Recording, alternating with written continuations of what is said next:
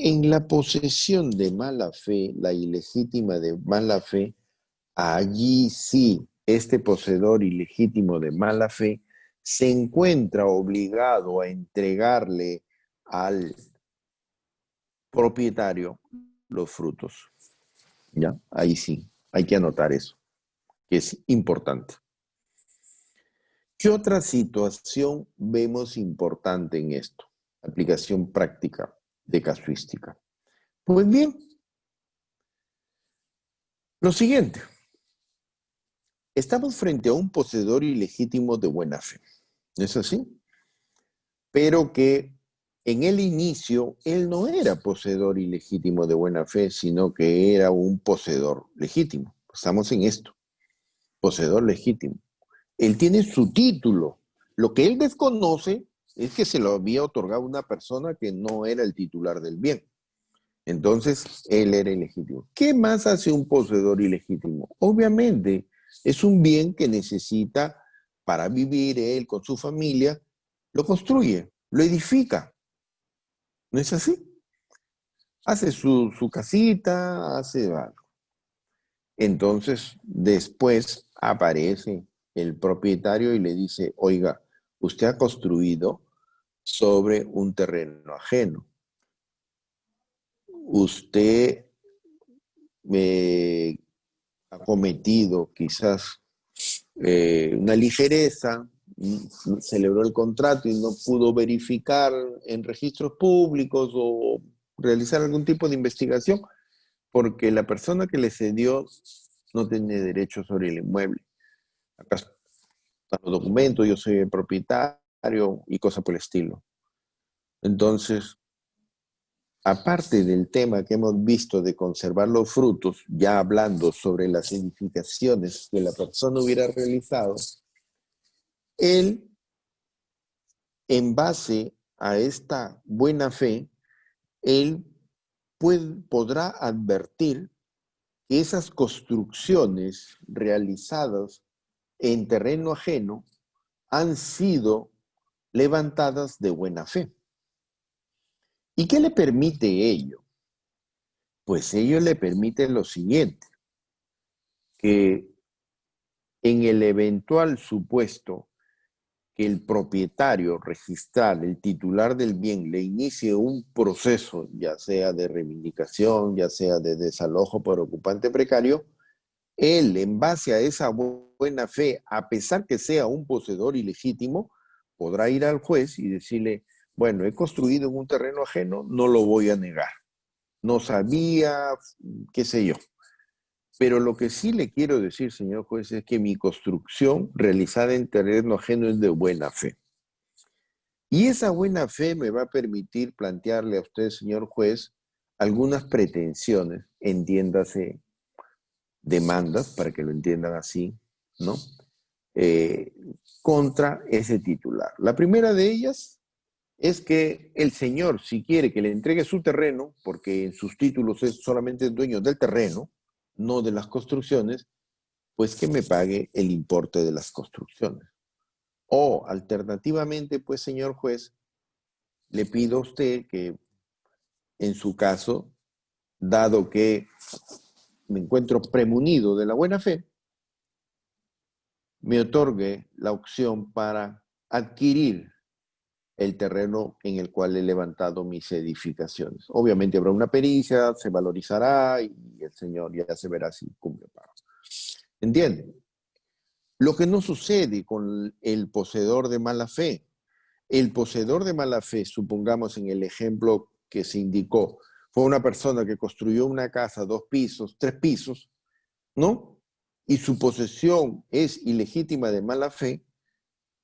Esto dará lugar a que cuando el titular, el dueño registral, inicie su demanda de reivindicación, le pueda decir al juez, bueno, respecto a las edificaciones, o bien usted, señor juez, ordena la demolición, o bien usted, señor juez, dispone que por aplicación del principio de accesión,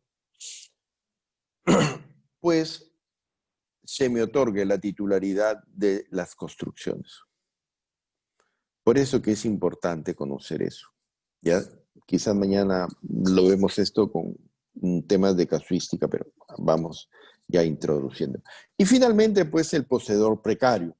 El poseedor precario, pues, entiéndase que es la persona, y tal como lo dice el artículo 911 del Código Civil, pues es la persona que se encuentra en el ejercicio de la posesión de un bien y que sencillamente no tiene ningún tipo de título o, en su caso, el que tenía ha fenecido y que también en doctrina y también el precedente al cual hemos hecho referencia, el cuarto plenum, hace referencia a que es la persona que ocupa sin título y sin pagar renta alguna, ¿no? Entonces, mañana, como vamos a ver el día de mañana todas las pretensiones relacionadas al derecho de posesión y derecho de propiedad, vamos a hacer un desarrollo de los aspectos más importantes del desalojo por ocupante precario a la luz del pleno, ¿ya? Mañana, que lo vemos eso. Sencillamente, nomás indicarle algunos temas que la casuística ha tenido a bien resolver para poder establecer en qué casos alguien es precario y en qué casos alguien no es precario. Por ejemplo, hay una casuística que está referida a un supuesto en el cual había una pareja de convivientes que habían hecho su vida en el domicilio del padre del marido, tuviese un hijo, un menor hijo, falleció el señor, quedó la conviviente, la madre con su hijito, y el suegro le hizo una demanda de desalojo por ocupante precario. La señora se defendió diciendo que no era precario y bueno, y la Suprema resolvió un aspecto esencial para que lo puedan entender ustedes, el concepto de justo título, o para que puedan entender el concepto del título, es decir, como aquello que justifique el ejercicio de un derecho. Entonces, el criterio que utiliza la Corte Suprema a resolver este supuesto indica lo siguiente, que como consecuencia de esa relación de hecho entre marido y mujer y nace el niño, este se encuentra premunido de un derecho de habitación respecto al bien. Y ese derecho de habitación se da de por sí, por la simple realización de ese suceso en el cual queda determinado el vínculo padre-hijo. Consecuentemente, ante esa situación jurídica, emerge al niño este derecho de habitación. Y en virtud de él, en virtud de la existencia de este derecho de habitación, se entiende que ese niño y obviamente pues la madre tienen título que justifique su derecho de posesión sobre el inmueble. Al final, pues, obviamente la demanda de desalojo fue desestimada, pero importa para que se vea cómo en muchos casos el concepto de justo título no es sinónimo de documento, sino que es sinónimo de razón suficiente que justifique un derecho de posesión sobre un inmueble. Otro de los supuestos de posesión se da cuando, como consecuencia de un proceso de retracto, pues ya concluido el proceso de retracto y habiéndose determinado que el comprador debe devolver o hacer entrega del inmueble en el supuesto que se realizó una transferencia sin respetarse el derecho de preferencia que tiene un copropietario, pues ese comprador tiene la condición de ocupante precario. La regla dice que en copropiedad ningún copropietario puede vender sus cuotas, su grado de porcentaje de cuotas sin darle preferencia a los demás copropietarios o al otro copropietario. Entonces, Juan y Pedro son copropietarios, si alguno de ellos quiere vender, tiene que darle la preferencia. En este caso no le dio la preferencia, le vendieron a un tercero, el copropietario se sintió afectado, fue al juez y le dijo: interpongo demanda de retracto porque el señor no ha podido vender sin dar la preferencia. El juez concluyó y le dijo: sí, efectivamente, Usted no debió vender a un tercero sin darle la preferencia a su copropietario. Usted tercero, devuélvale la propiedad al copropietario. Y lo que pagó, no se preocupe porque el dinero está acá. El copropietario al iniciar el proceso tiene que consignar el importe del valor de la transferencia. Cuidado con esos que les gusta hacer las transferencias por debajo de los precios normales, efectivos, reales, ¿no? Porque lo que vale es lo que está en el documento. Entonces, así es ese proceso de retracto. Entonces el comprador se negó a devolver el inmueble, pues sencillamente esa situación lo constituye en ocupante precario. Otra de las reglas se da en la compraventa. El vendedor no cumple con su obligación esencial de entregar el inmueble a su comprador. Se la queda para sí. Pues bien, esa condición jurídica que se da como consecuencia de la negativa de entregarle el inmueble a su comprador, lo constituye en ocupante precario. Ya que toco este tema, es importante también indicar así a ustedes también otro aspecto de casuística. El vendedor que no cumple con entregar el bien en materia de venta, jamás podrá adquirir el bien por prescripción. O sea, si el vendedor vende un inmueble, no lo entrega y él piensa que de aquí a 5 años o de aquí a 10 años pido una prescripción, pues está completamente errado. No puede, después de realizada la transferencia, no puede él pretender una prescripción adquisitiva de dominio. Ya no puede. Más aún, como vamos a ver más adelante, pues ya al trasladarlo extingue un derecho de propiedad sobre el inmueble.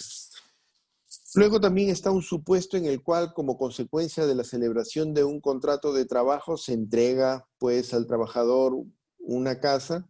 Se entiende que concluida, finalizada, extinguida esa relación laboral, se debe devolver la casa que fue entregada como consecuencia de la celebración del contrato de trabajo. No la entrega, es precario. La empresa tendrá que ir a interponer su demanda de desalojo por ocupante precario.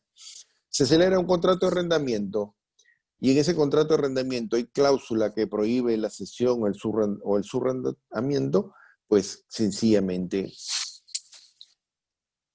esa persona que está ocupando el bien, ese tercero, es ocupante precario.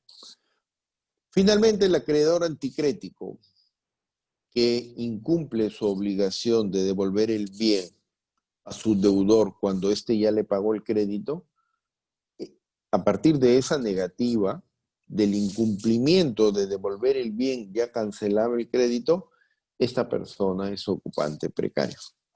La anticresis es un derecho real de garantía que opera de la siguiente manera. Yo necesito un dinero, tengo un inmueble. Una de las formas de adquirir dinero es que visite a alguien o me ponga de acuerdo con una persona y le diga, me entregas determinada suma de dinero y tú te quedas viviendo en mi casa por determinado periodo de tiempo. Concluye el periodo de tiempo, yo te devuelvo tu capital, ¿no? No me pidas intereses porque están compensados con el uso del inmueble. Perfecto, entonces llegó el plazo, llegó el vencimiento, cancelada la deuda, pues obviamente ese acreedor tiene que entregar la casa. No la entrega, es precario.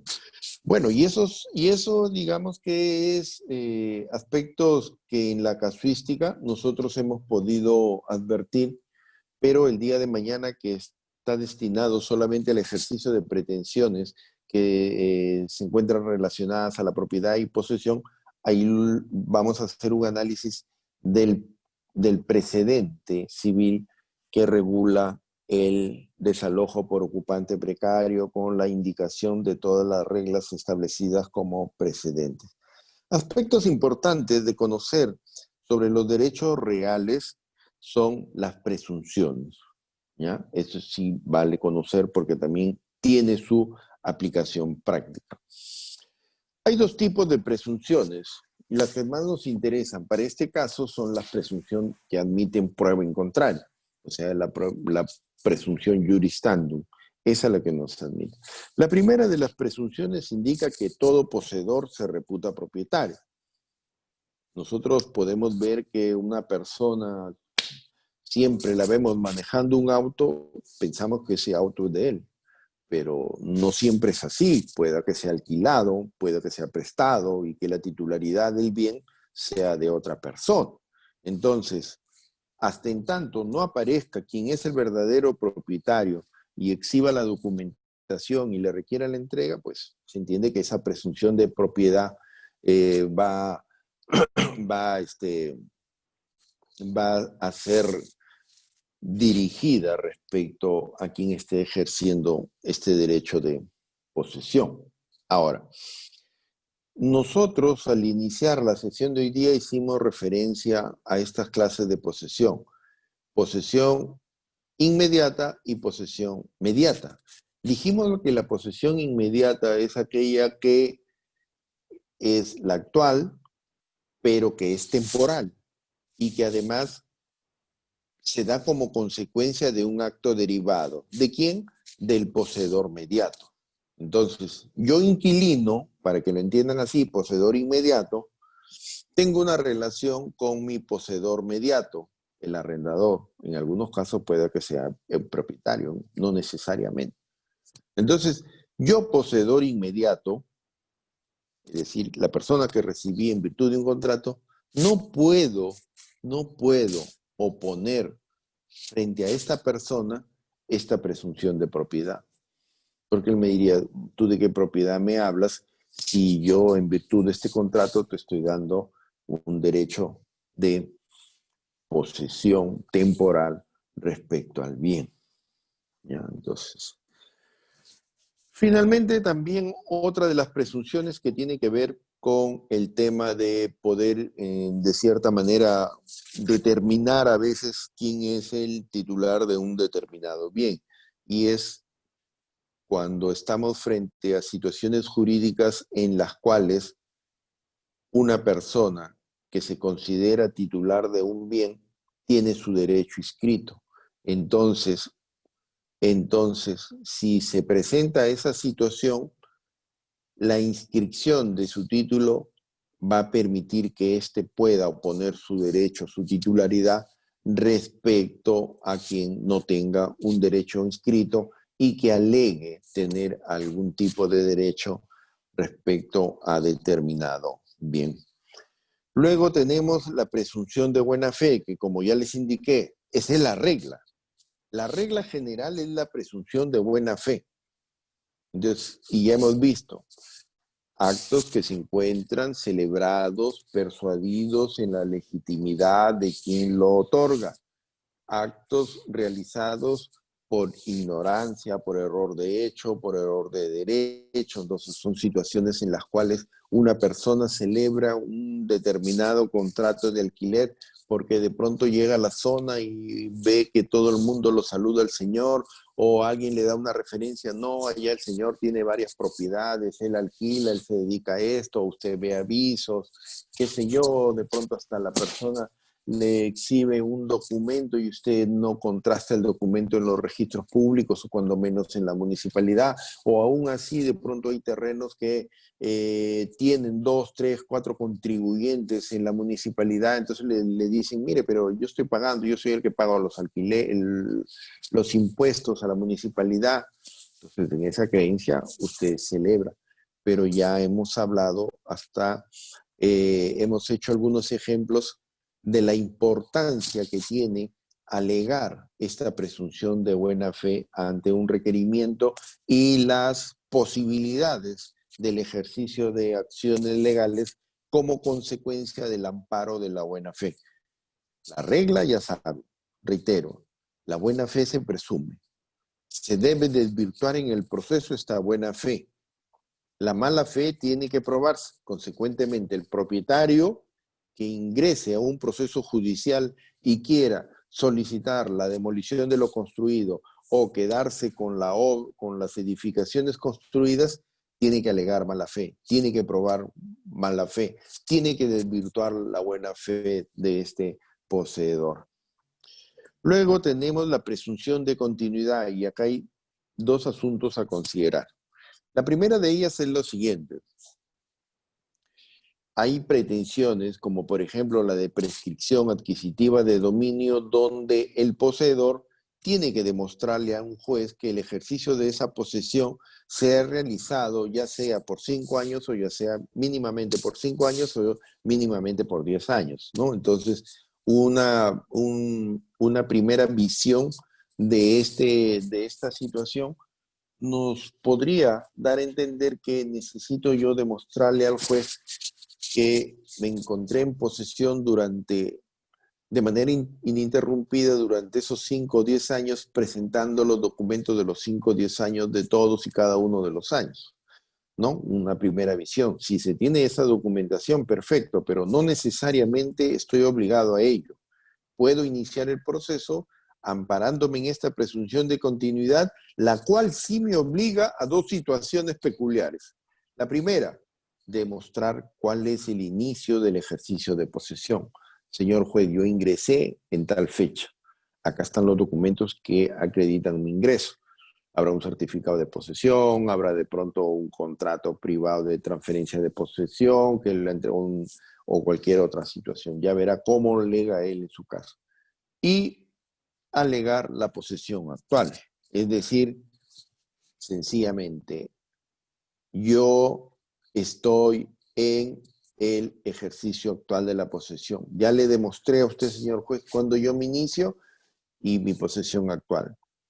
Ese lapso intermedio en el cual yo no puedo demostrar, no puedo presentar documentos, no implica que yo no estuve en el ejercicio de posesión, sino que tendré que decirle al juez, si yo soy el poseedor, tendré que decirle al juez, opera a mi favor la presunción de continuidad.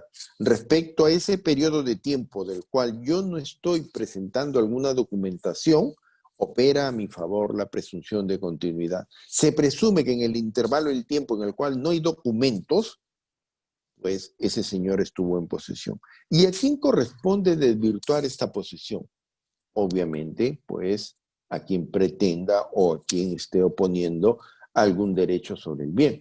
Si es una demanda de prescripción,